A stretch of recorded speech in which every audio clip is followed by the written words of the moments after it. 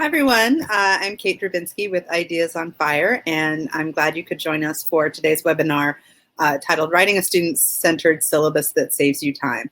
It's that time of year where unfortunately it's August, and for a lot of us that means, if we're being realistic, syllabus writing is in our somewhat immediate future. I like to put it off until the week before classes start. But no reason not to start planning now. So today's webinar, the way it will work is in a second I will disappear from the screen and we'll go to the slides and I'll work through the slides. If you have questions or comments or suggestions, because you're all experts at this as well, you can type them in the box that's right over here. And then at the end of the slides, I'll come back and we can have a chat about issues that might come up. So with that, I'm going to disappear and I will see you in about 30 to 40 minutes.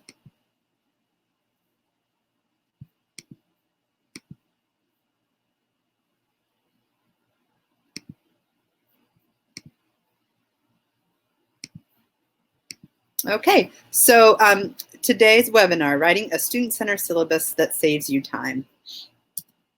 On tap today, we're going to talk about why a student-centered syllabus makes sense pedagogically, and then we'll talk about how it can save you time. I think there's the idea that if we follow the kind of flipped classroom ideas that our faculty development centers suggest that we do, that it actually takes a lot more time. And I want to highlight some of the ways it can save you time. Because it's teaching, in my experience, takes up as much time as we let it. So it's important, since we have lots of other things we want to do, important to figure out how to make it take up less time. And then I'll walk us through some of the aspects of this kind of syllabus, and we'll talk about reading schedules, how much students can be expected to read. We'll talk about classroom techniques that can cut down on your lecture prep and expand your active learning classroom. Then I'll talk a bit about assignments and how to sort of plan them and make assignments that students want to complete and that you are willing to read. When you've got, any given semester, I have at least 100 students, so that's a lot of really terrible papers to read if I don't write the assignment well. And then I'll talk about some grading techniques. Grading is another part of teaching that takes up as much time as we let it. So I'm going to spend some time today encouraging us all to pull back on the time we spend grading. And then I'll end with some further resources from Ideas on Fire on these issues. So a student-centered syllabus is really important for students, pedagogically speaking, and if you are a social justice-oriented educator, this won't be surprising. A student-centered syllabus shifts responsibility for learning to students, and it puts them in charge of their learning. And it also respects what they already know and changes the classroom from the I pour my knowledge into your head model to we co-learn together. And that shows a respect for your students that they tend to respond pretty well to. A student-centered syllabus also teaches critical skills beyond content. I know everything that we teach is the most important thing, but students aren't, most of our students aren't going to become academics in our fields, and they might remember a few content points from our class, but what they can really remember are the critical thinking skills that we teach them. And I think putting the learning more in their hands lets them practice that. And you know what? It's pedagogically sound. There is definitely a place for lecture. I know that I always spend at least 20 minutes a day of a class period doing a framing lecture, but that's, for a lot of students, not how they learn best. I know it's not how I learn best. So for students, that's really important, but for teachers, a student-centered syllabus is also important. First, it saves class prep time. The more you teach in a kind of active learning capacity, the more class prep time it really saves you, right? It helps you stay, and it saves your teaching energy because you're not staying up, spending hours and hours writing a lecture that, frankly, a lot of students will only follow for about 15 to 20 minutes before they do that tune-out thing that we see happen amongst our peers, at conferences and things, right? So it's really, it saves you time in terms of, and energy in the classroom. And then finally, it's pedagogically sound. It can take a little bit of practice, but turning that classroom into one that's live to student ideas and student understandings and can shift and move with what students, with the questions students bring, or what's happening in current events. That stuff, it makes this kind of syllabus a lot more sort of pedagogically good, I think. And it can help ease some of the anxiety that comes for me anyway, like, am I really teaching them anything if I'm not lecturing at them for an hour every Tuesday and Thursday? So then the question becomes, how can it save you time? And don't tell the students that I talk about it like this, but it really does save you time as a teacher once you get sort of practiced with this, because it shifts the teaching responsibilities to students and off of yourself. So that doesn't mean that you don't have to have a plan for every class day or that you don't have main points that you want students to understand, but how we get to those points is something that's going to happen actively in the classroom when you design your syllabus to center their learning. It also slows the pace when you build your syllabus, when you write your syllabus from the perspective of what you want students to be able to do. It usually will slow the pace. I remember the first syllabi I wrote out of graduate school. I taught an intro to women's studies class, and I had Foucault and Judith Butler and things that were really advanced stuff that was very challenging to figure out how to get new students to understand it because they really couldn't. They didn't have, the pacing was all wrong, right? So when you slow down the reading schedules and you sort of let go of some things and think about what students are actually going to be able to do, it slows the pace for them, but also for you. There's less work for you to do.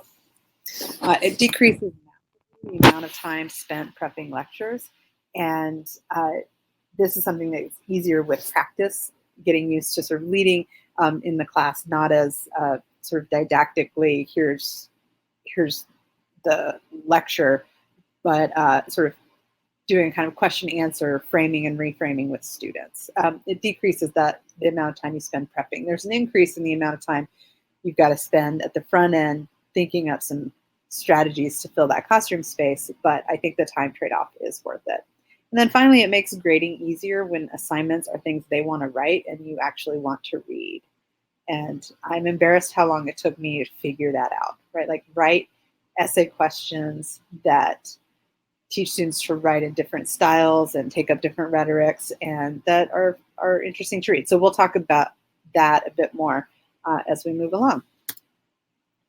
All right, so let's talk about how to plan your syllabus with a student-centered reading schedule. So the first question is, how much can they read? And this will be highly debatable. And if we were all in the same room, we'd have a debate about how much students can read, say, for a 50-minute class that meets 3 days a week. How much do you expect them to read in that time? The sort of general guidelines are that students should spend 3 hours on homework for every hour they're inside the class. That's great and everything, but people read at really different speeds and have very different rest of their days outside of your classroom. So that's never been for me the most helpful. So you can think, when you're answering this question, think about how much you want them to read. And it's always a lot more than they actually can read.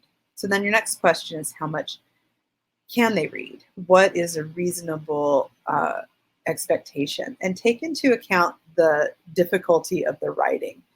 So the class I'm going to use for an example in this webinar is my Introduction to Transgender Studies class. It's a 200 level class, so it's for sophomores. And it's meant for students with absolutely no preparation in the discipline. Most students don't have a background in gender and women's studies or sexuality studies or anything like that. So when I'm planning the reading schedule, I try to think about what, from that perspective, what would seem like a lot of reading. And this last question of how much they will read is a tough one, because there are a couple schools of thought here. One is students will, no matter how little reading you give them, they'll read a little less than assigned. So that's a problem. Another is they'll only read if you sort of work in some punishments. We'll talk about that in a second. But when you're sort of thinking about your reading schedule, less is more. Less is way more. If you're teaching students, if you want to teach them close reading skills, you want to get them to understand complex arguments in a sophisticated way. Working with those texts takes a lot of time, especially if you're going to do sort of student-centered classroom experiences where they're going to do the unpacking of difficult texts themselves and sort of share it back. So anything more than one short, if we're thinking about like a theoretically based class, anything more than one or two short readings can be really rough for students. And if students haven't done the prep, that can make classroom discussion a lot harder. So my suggestion is to take what you've assigned on your syllabus and cut it down by about a third. Also, if you can work in your syllabus a couple of days at the end that are empty, that can give you some flexibility when you go over time with certain texts. Another strategy with this kind of reading schedule, if you want students to read a large text, right? So in another class, I assign a very long history of sexuality, and the whole book is about 600 pages long. And I know that students won't read it. So one thing that I do in those classes is break the class into reading teams, and we'll go through 3 chapters in a class, but each group will only read 1 chapter, and then they'll teach each other the other. They'll teach the people who didn't read that chapter what was in that chapter. So that's a strategy to get more content in without that problem of nobody doing the reading. If you assign a ton of reading that students can't reasonably finish, most of them won't even start. And that's not what we want to happen. So how do you make sure they read? If I knew the answer to this, then my students would all be doing the reading, and they're not. But there are a couple of ways to make sure that they read or to encourage reading. And in student evaluations, I've often had students ask for these things because the ones who do read get frustrated at those who don't as well.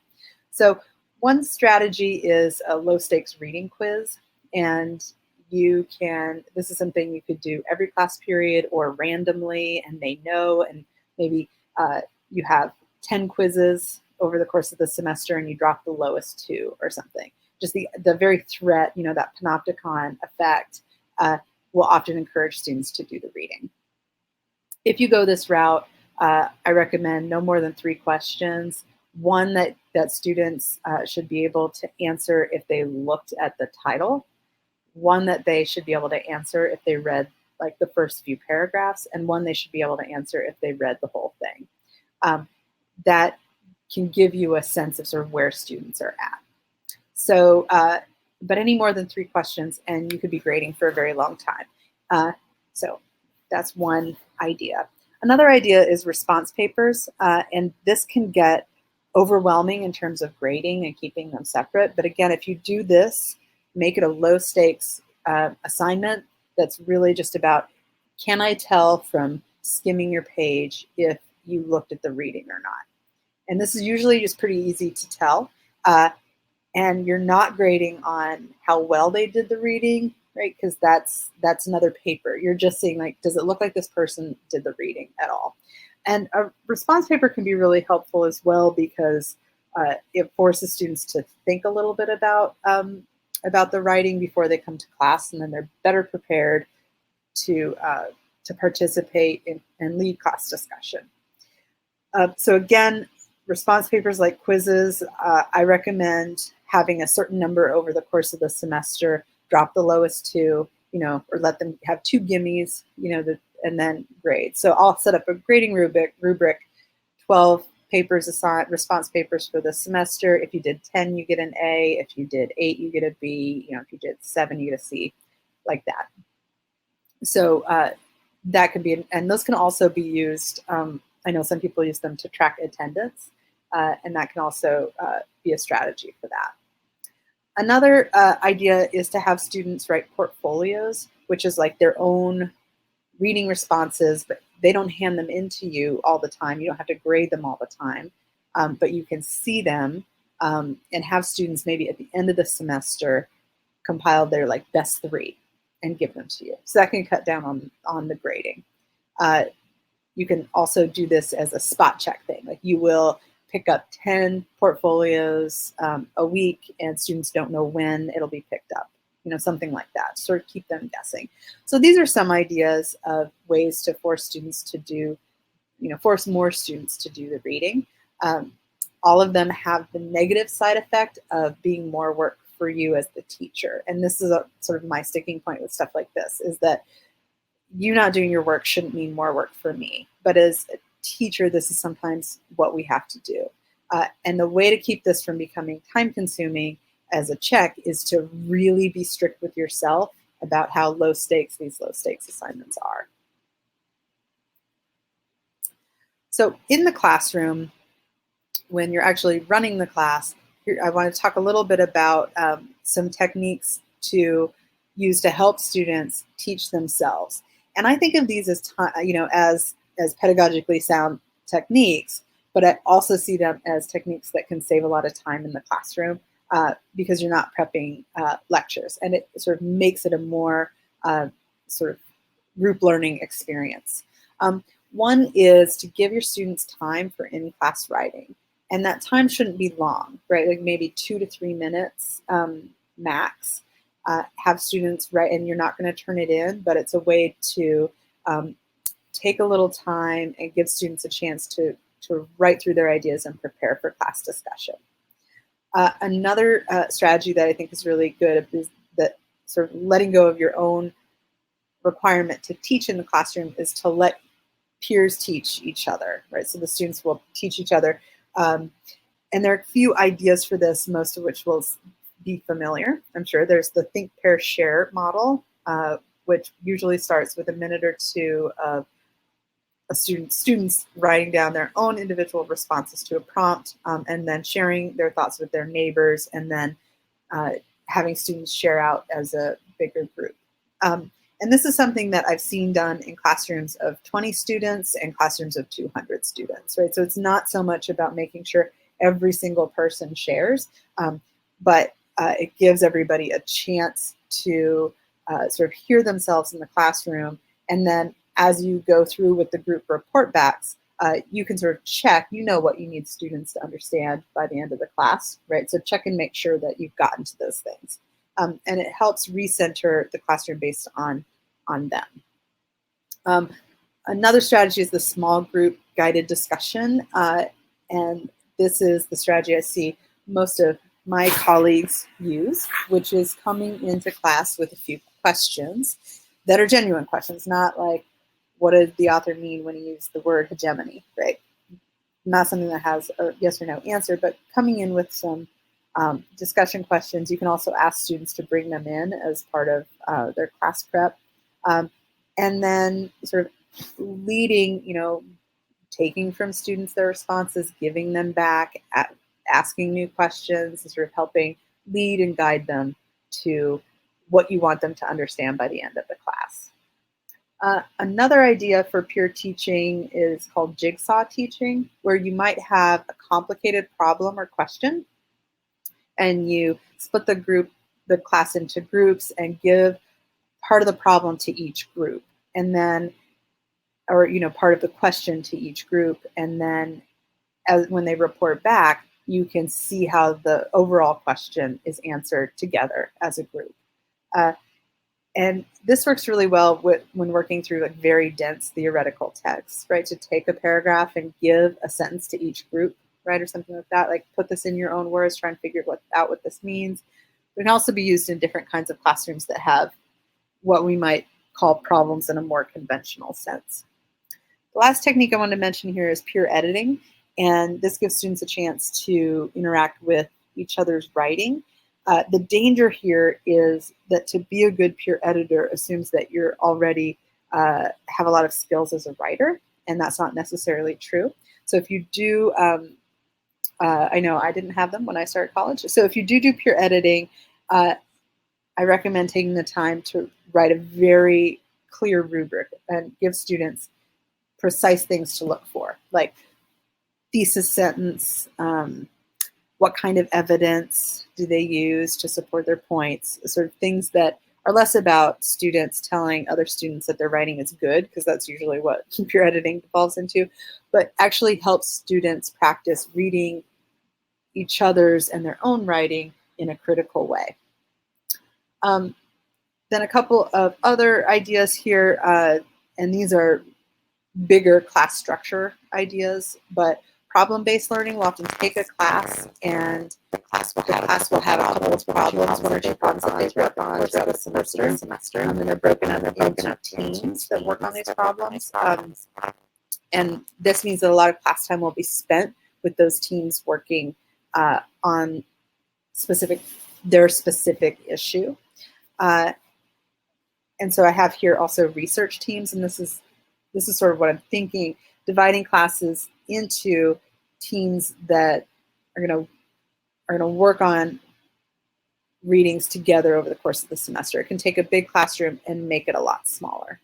So these are just a few ideas. I'm sure that many of you have other techniques that you use, and if you want to type them in that box, we can chat about them when we're finished. So next I want to talk about student-centered assignments. And the idea that you should write your syllabus starting from the point of what do I want students to be able to do, I think is fairly common these days if you've ever gotten to be taught how to teach. And it's important to take those sort of ideas and bring them to how you write assignments. So when you're writing an assignment, think about what you want students to be able to do. Do you want students to be able to persuade someone else why the subject matter is important?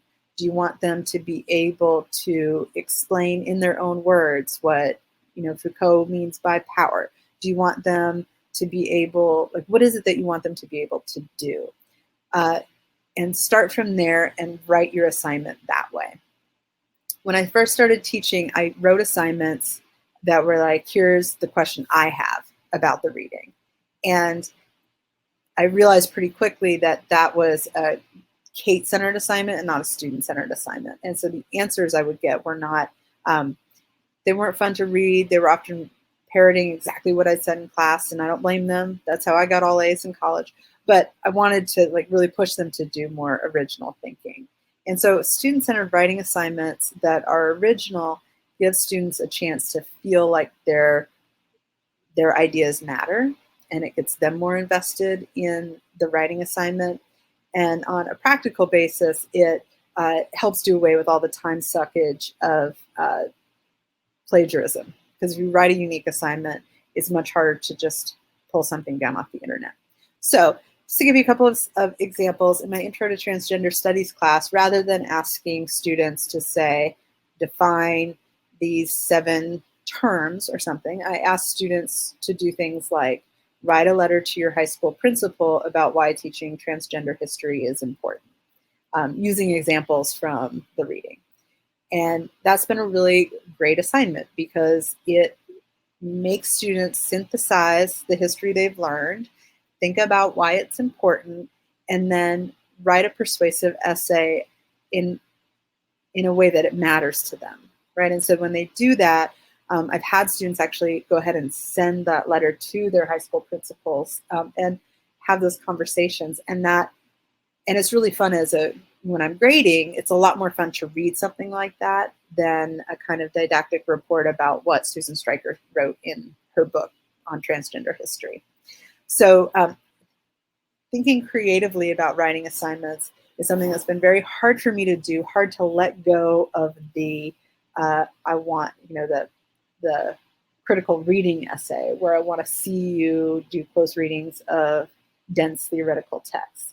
I love doing that. It's why I went to graduate school. But when I think from a student-centered perspective, what I want students to be able to do, most of them don't need that skill, but they do need the skill of, say, writing a persuasive essay. In other classes, I have students write letters to the editor or write a policy proposal to deal with a problem, or to think of sort of a plan to intervene in something and sort of use the evidence that they've read to come up with project proposals.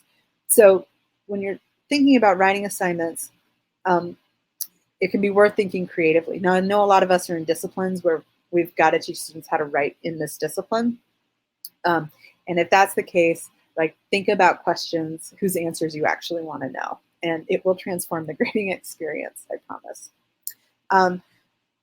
Next, student-centered exams. So I don't usually give exams, so this is sort of less relevant to me, but when you're writing exams, think about what it is you want students to be able to recall and what you think that they can. And do you want them, what is it that you're trying to get them to be able to do when you give a test? What's important about that immediate recall? Should they be able to use books or notes? Should you give them one note card they can write notes down?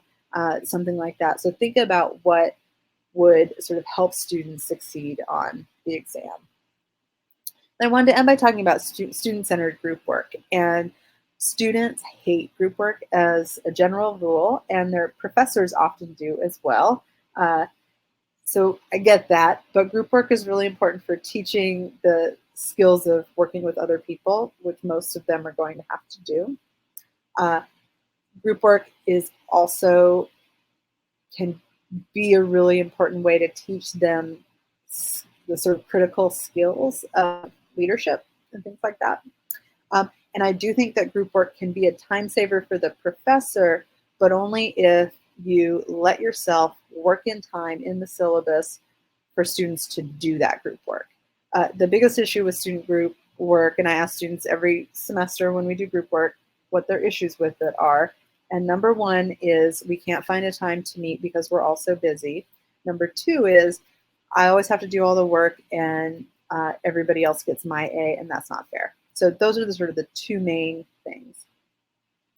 The first one of not being able to get together because we're all so busy is a real issue. And group work is best done in person, not on GroupMe or Googly Chats or wherever it is that everybody thinks they can do all this work. So have workshop days built into your syllabus where students can do that work. In my experience, students will often see that group work day and be like, that's a day I don't have to be there. So I always have a specific attendance policy linked to group work days where if you're not there, you get a certain number of points off your group work project grade no matter what. And that's pretty much the only cudgel I've needed to use to get students to show up for that day.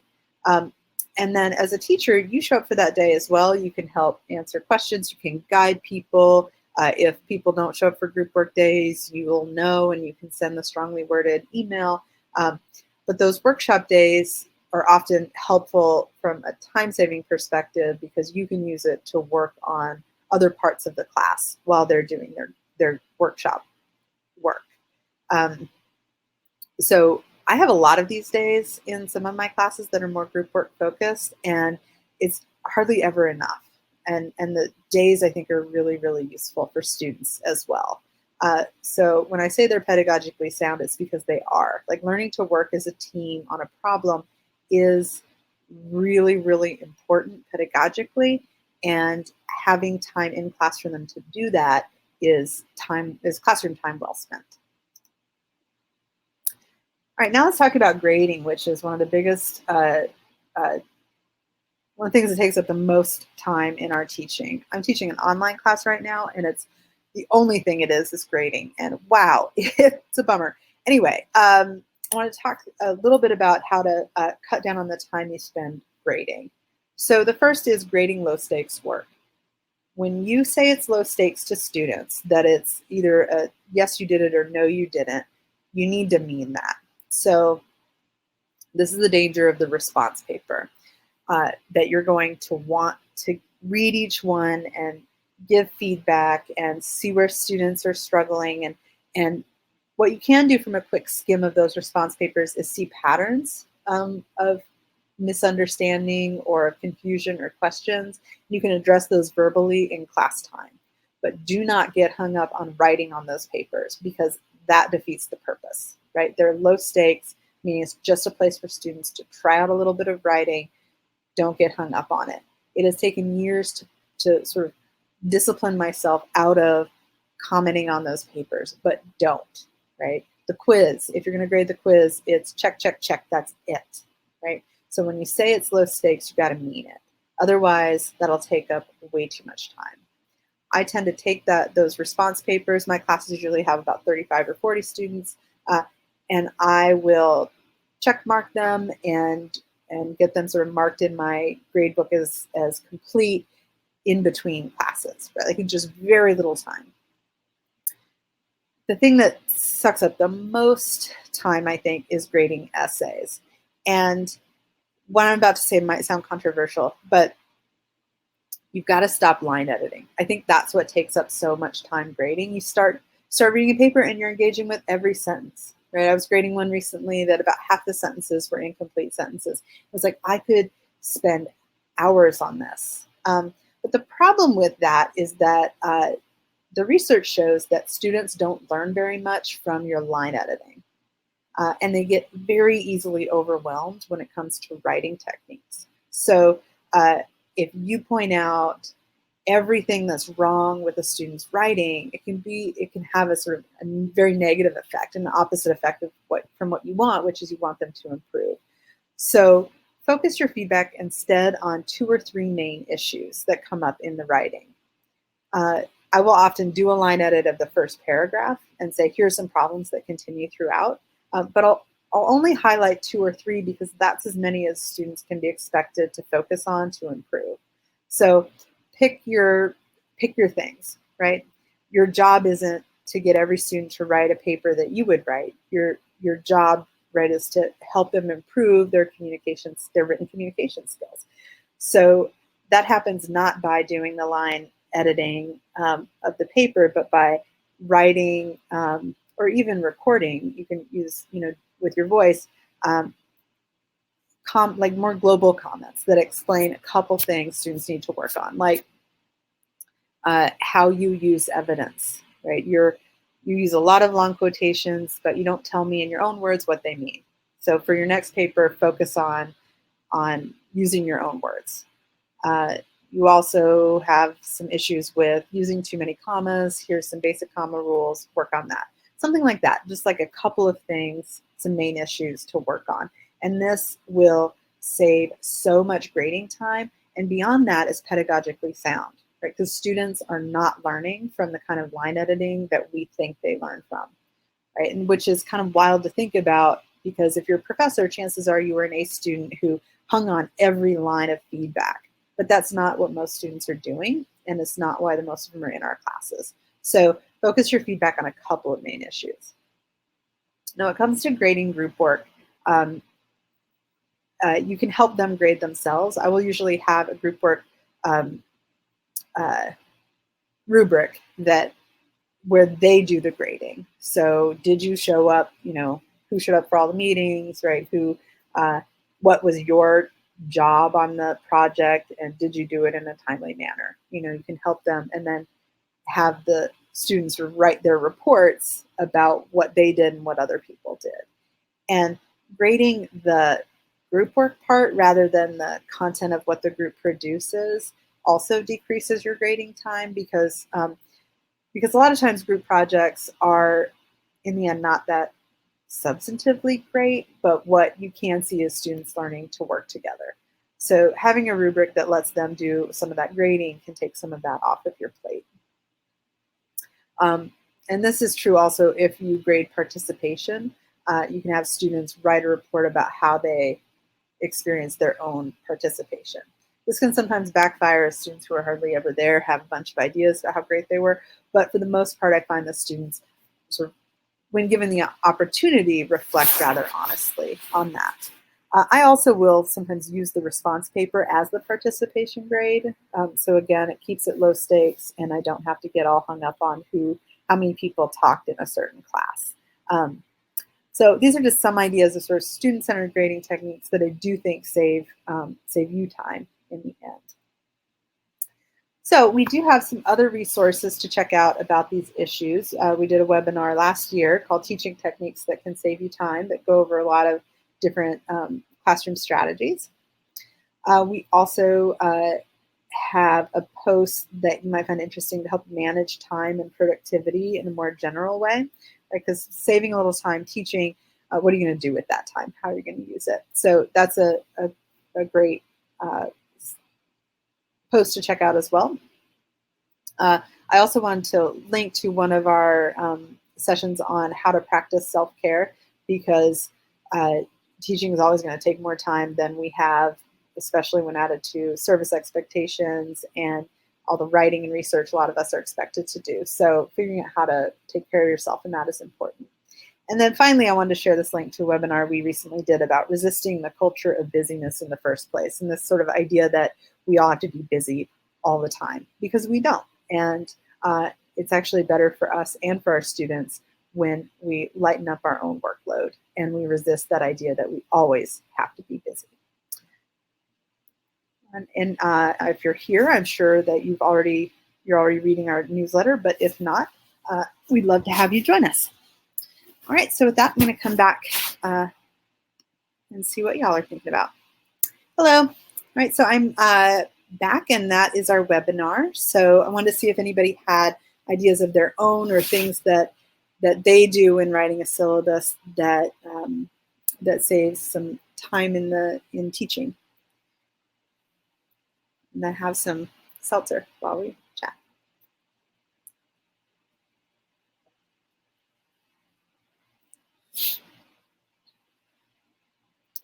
Once you got a syllabus that you like, I like to use that as a template for all of my syllabi. It saves me a ton of time. That front end material that a lot of syllabi are required to have now, and that's also a good idea to have, that's repeated in every syllabus. I design my courses always around 3 units. So I'll have 3 main themes no matter what the class is, right? So even having your own syllabus template will help you write a syllabus more quickly. All right, any comments or other thoughts before we all head out to write that syllabus? Oh, thank you, Alex. One low stakes assignment I give is to have students develop discussion questions. That's a great idea, Alex, because it forces them to do a little thinking ahead of time, and then you don't have to come up with discussion questions. Don't let them know that that's secretly what we're doing sometimes, just making them do the work. Yeah, when I have them do response papers, sometimes it's just 2 discussion questions, and that's not, it doesn't always show that they've done their reading, but it does get class started.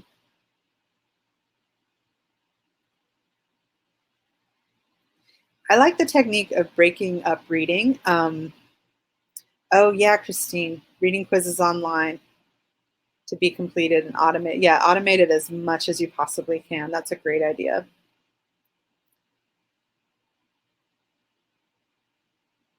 Dividing up the reading and having students in charge of different parts that then they teach each other has worked really well in my classroom in terms of getting students to do the reading and also helping them learn how to teach each other.